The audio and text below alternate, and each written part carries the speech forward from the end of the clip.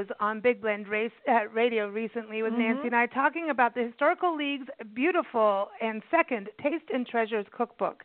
It really is like a cookbook, tells the stories of the families of Arizona and their amazing recipes.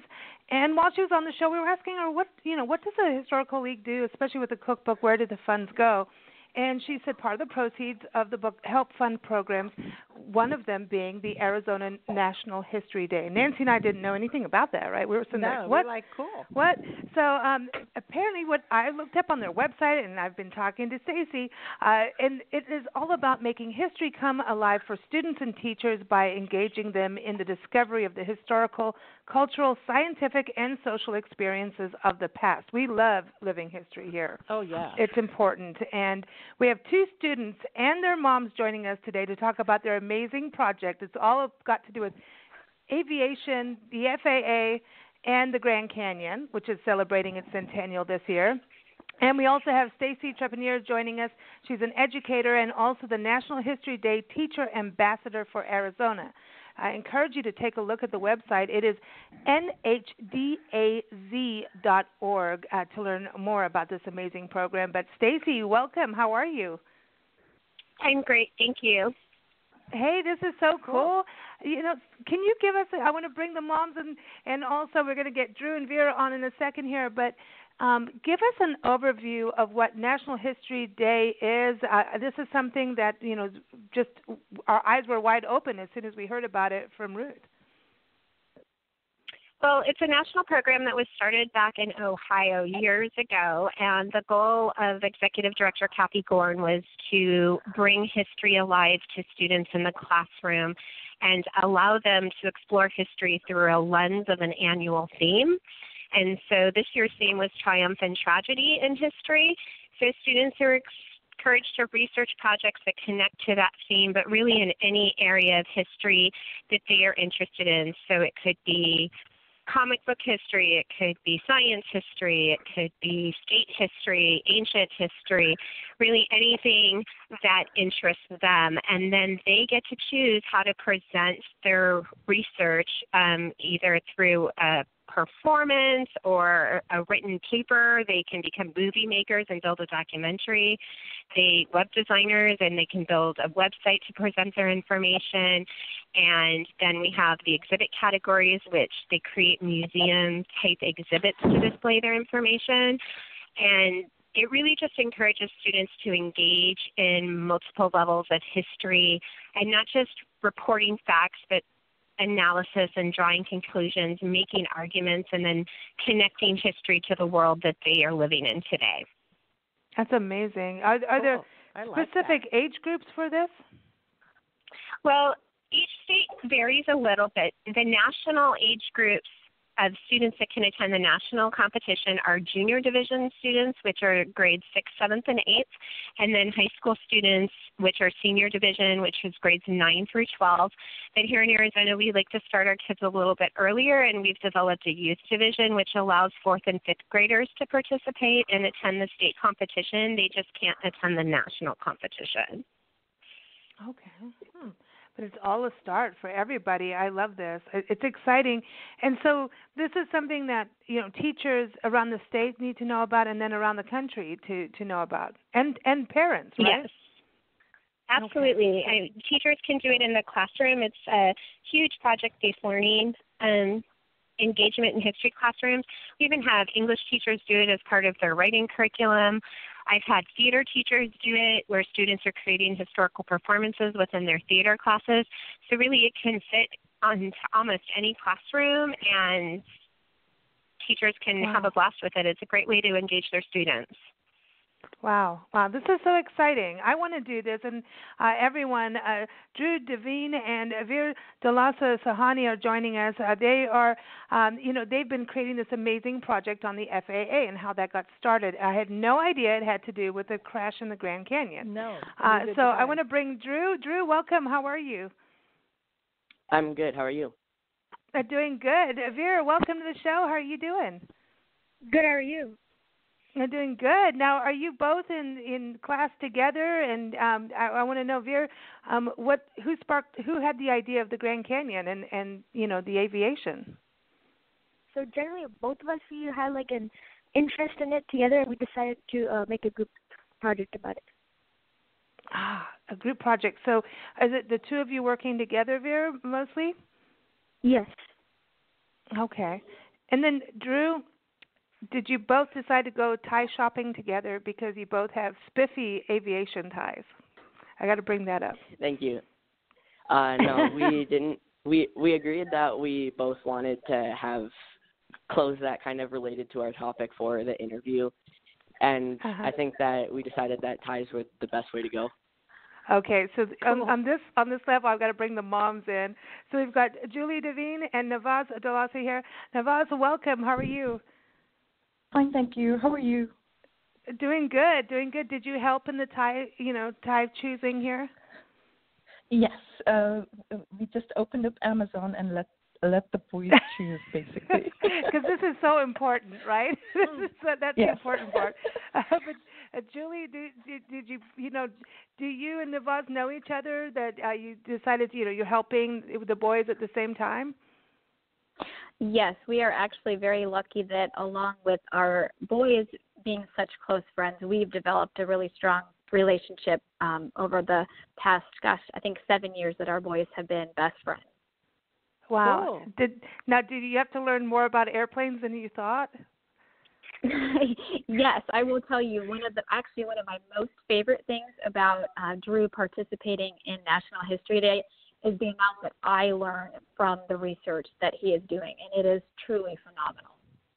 Wow, this is so exciting. So, Drew, where was the idea, where did that spark of the idea come in for, were you just looking into aviation together, or was it that you already knew about what happened with this crash in the Grand Canyon? Well, I think both of us are interested in aviation, and also for our topic this year, we wanted to choose something that was local and related to state history.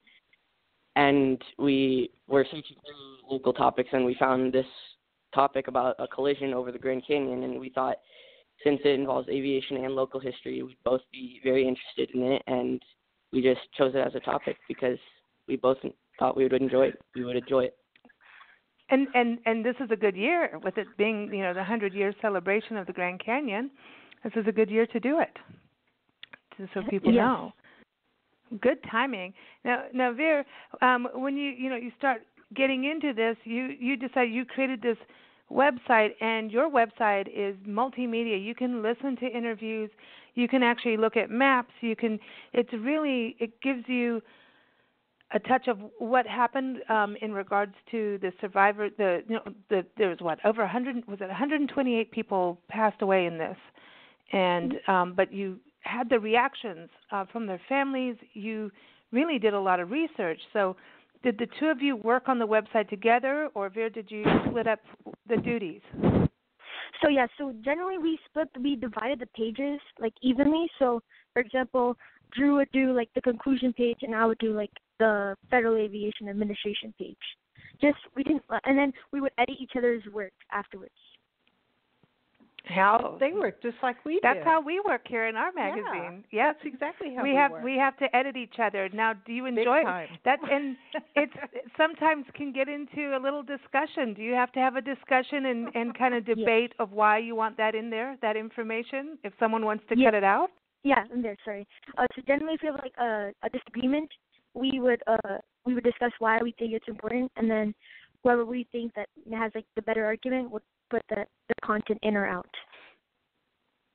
See, this is good. This is exactly what we do. Okay, so I like it. Okay, so Drew, when you're doing your, did you go to the Grand Canyon? Let's start there. Did both of you go there at some point to be able to do that? Yes, we were able to travel to the Grand Canyon, which was actually a first for both of us, shockingly, and we were able to look into the Grand Canyon Museum, and we were able to find loads and loads of articles that helped us with our topic. And when you sat down and started going through it, and you see how big the Grand Canyon, I mean, that's giant. That's the biggest canyon. I mean, when you look in there, you go whoa, Yeah. And then you start getting the information. do you start getting into, like, you could write a book about this because there's so much information? Yeah, I mean, there's definitely a lot of information about it. And, yeah, I mean, I think, honestly, you could write a book. I don't know if you're very interested in doing that, but we could. I'm sorry, I couldn't hear you, Drew. Can you come back again? I don't know what's happening on your phone there. So there's definitely enough information on the topic for us to write a book on it, but I don't know if I would really be that interested in writing a book about it, personally. Yeah. Okay, so you're not going to want to write a book about it, but there's a lot. I'm sorry, but you keep going in and out, so I don't know. Just kind of hold your phone with the microphone to your mouth as much as possible, because I know phones go in and out here. It's kind of like learning about what's going on with airplanes. And Vir, this is an important thing because this crash is really what spurred on the FAA, right? So this really changed not only the regulations, but from what I was reading on your website, that it also, improved what we were doing with technology. Yes. So also, due to the regulations that were also passed after the crash, there was technologies that resulted from it. So that crash will never kind of occur again. That's awesome. That's awesome. So like the black box was invented to also to record things, and man. So now, do you ever want to fly a plane? Generally it would be cool, but I mean, I probably wouldn't have just the attention span to probably fly a plane for a long time. Oh, wow. Okay. So what's your aspirations as you go through your schooling and looking towards college and things like that? What are your aspirations right now? So generally, I don't know how colleges would perceive being in a history program, but if there is some scholarship that can result from this, that would be awesome. Mhm. Right on. Drew, what about you? Where do you see yourself going in the pathway of life of in education and then as a career for now, because things change? Yeah. Well, I mean, I just really enjoy school as a whole, and there's quite a few careers that I feel like I would enjoy going into, and I not really decided what I would want to do for a career when I grew up, but for college, I'm hoping to go to Stanford. I know that's very hard to get into, but hopefully if I keep on working, I'll be able to get in. Cool. Yeah, I like this. And you like school. Okay, so and what would you major in? Honestly, I'm not sure because, as I said, there's quite a few careers that I'm interested in. So. Okay. Well, I love that you both got into history and then you brought technology and you're talking about people's stories and inventions. I mean, this is an amazing piece of history, and it also includes our national parks, your backyard, so I think that's amazing too. Julie, you've got to be enjoying this when Drew says he wants to go to Stanford. You're enjoying this, right, and that he enjoys school. This is good. I am. Yes, I've been very lucky. He has always been a very curious and very studious child for his entire life, and I do believe that he will be a lifelong learner. And like I said, it's really fun for me to watch him take on these big challenges, and HD being one of them. And there's no question he is learning skills that he would not be learning in the regular classroom by participating in these activities. Navaz, what are some of the benefits you've seen from this program? Yes, I actually agree with Julie that it's brought in so many skills and an application of what they generally learn, but in a multitasking way that's really a joy to watch. I like that. I think that's an interesting part of it, because I'm enjoying that they're dealing with history, and then they're dealing with what's happening, in today's age, building a website, having multimedia, all of that. I think it's interesting, and when you say multitasking, I see, from our perspective of putting things together like magazines and, videos and websites, there's a lot of sorting to do. So you start to learn prioritizing. And Stacey, I want to bring you back in. And, isn't that part of this when students are putting these projects together, they're starting to make decisions and prioritize. And that's something that's really important in life.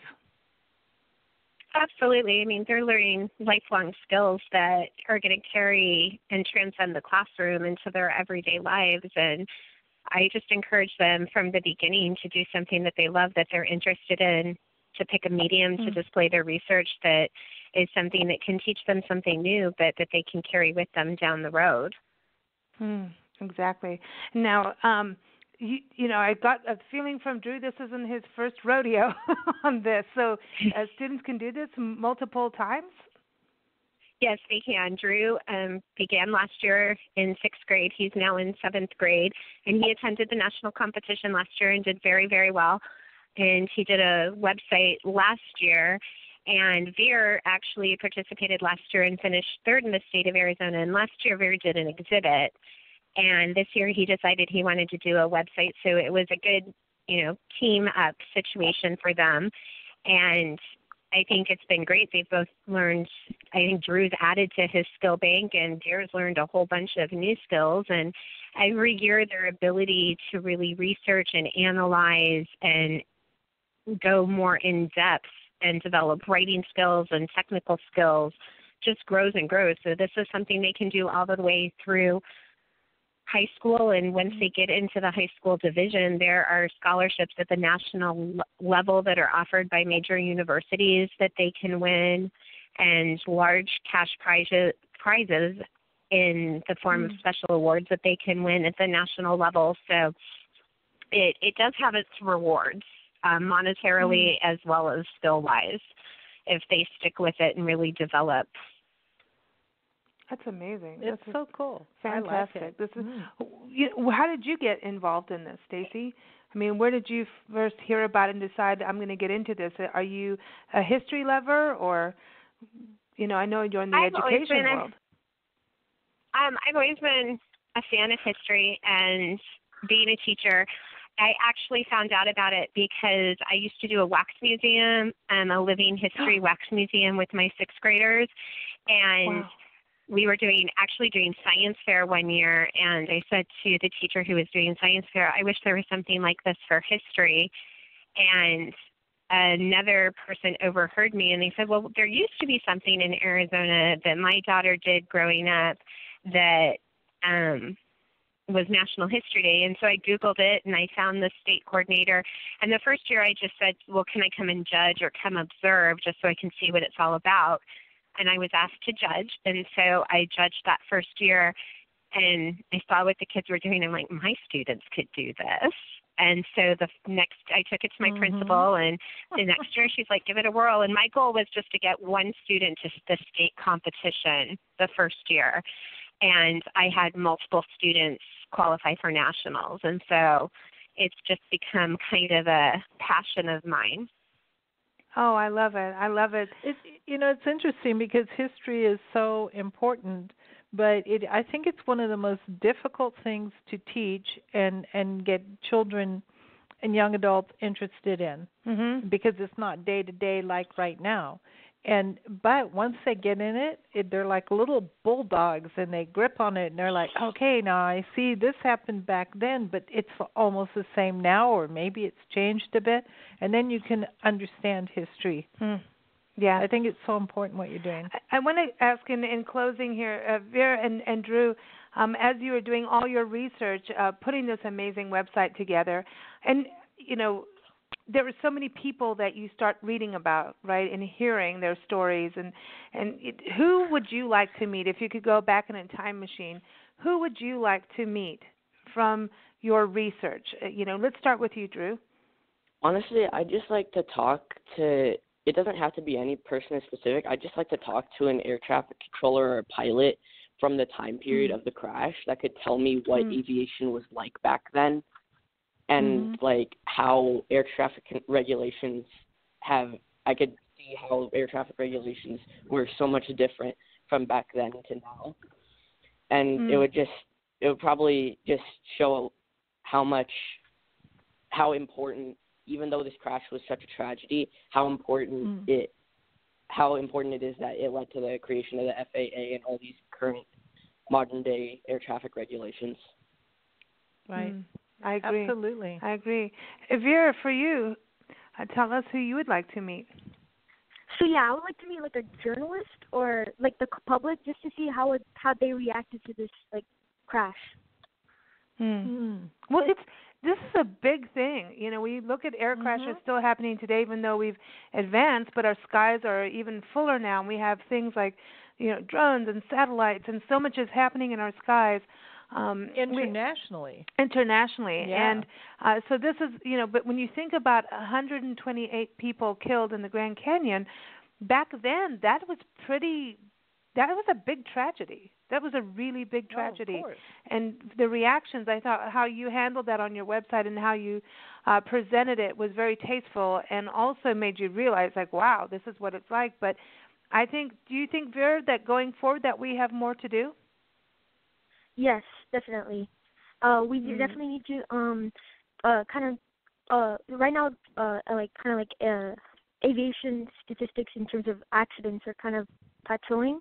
We should try and kind of decrease that. What do you think about having a space force? Like, sorry, what was that? I said, you know, there's talk about now that we might need to have a space force, which would be like regulation for outer space. Oh yes, so generally, like in the future, if we ever do like space travel, that would also be kind of huge in terms of colliding with other objects or other spacecraft. For sure. So, Drew, are you ready to go to space? Do you want to talk to those air traffic controllers? That would definitely be very different, because if we create like a new system for space traffic control, that would be a lot more area that they would have to be controlling, and there would have to be so many more regulations, and radar would have to improve significantly, because there's no way that with modern day radar you can just control that big of a space. Yeah, exactly. You see, you've learned so much on this. When you were putting this work together, did you think about, you know, back in the Grand Canyon days? I mean, this was in 1956 when this collision happened, but did you start to compare it not only to today, but think about outer space as well?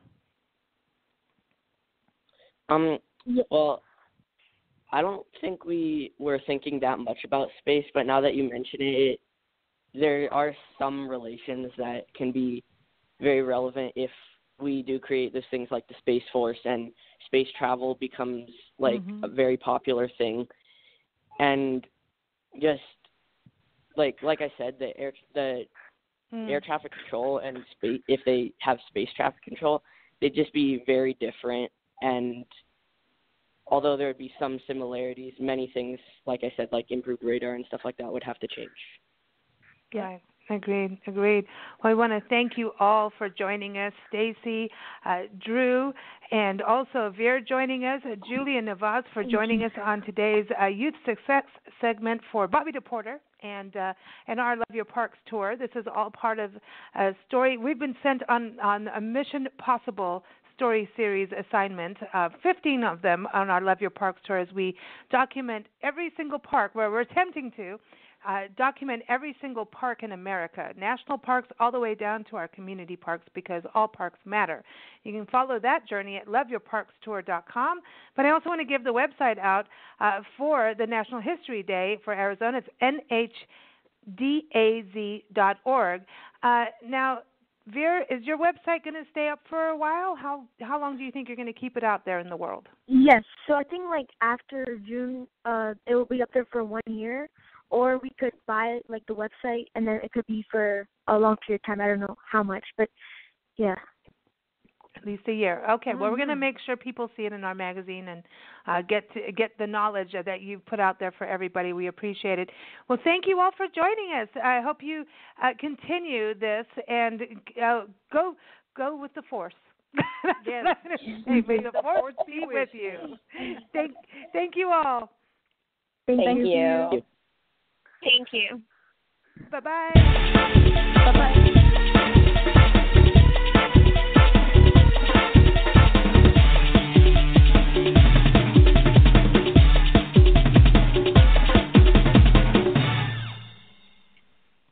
Nancy and Lisa, and of course Priscilla. This is Bobby D. Porter, co-founder of Supercamp. Well done on completing another installment of your Youth Success Story Series.